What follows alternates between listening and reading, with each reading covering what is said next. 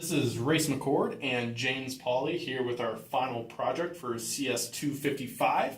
We did the sound generation project that focused on PWM doing DTMF, which is found in older phones used to determine what buttons actually press.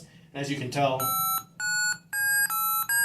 we have a working project here. And kind of to lay out what we have here, we have a 16 key keypad with 8 wires to our MSPG 2553 microcontroller. So we have 8 wires, so we're multiplexing to see 16 individual button presses.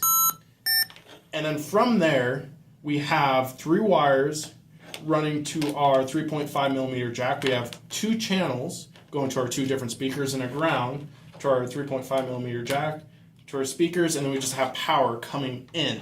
So now let's do a demonstration. If we look at this chart to see what we're looking at, on our rows we have the low frequency group going from 697 to 941 hertz.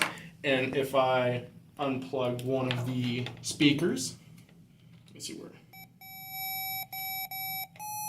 So if you listen, as I move down the row, frequency is increasing, but if I move across the row, frequency is not changing.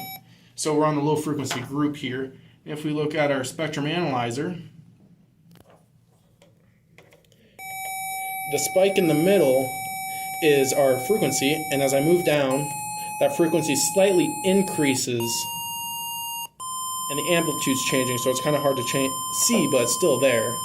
And then to prove that the columns work, I'll plug that channel back in and unplug the other one. So now we should be on the high frequency group. So now it's ranging from 1209 to 1633 hertz. If we look at our spectrum analyzer, we get our spike right there, and it moves slightly to the right. And it also gets covered up in the background noise. But it does move to the right, proving that the high frequency group does work.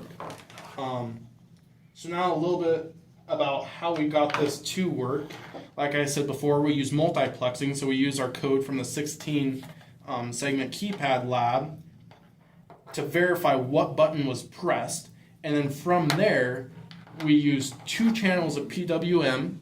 We use pins 2.2 and 2.6 out to our adapter here, and we use 2 timers to change the PWM. And as you press a button, it's actually changing the frequency by changing the, as a wire comes off, by actually changing the period of the signal, and they're all 50% duty cycles. And that's our project.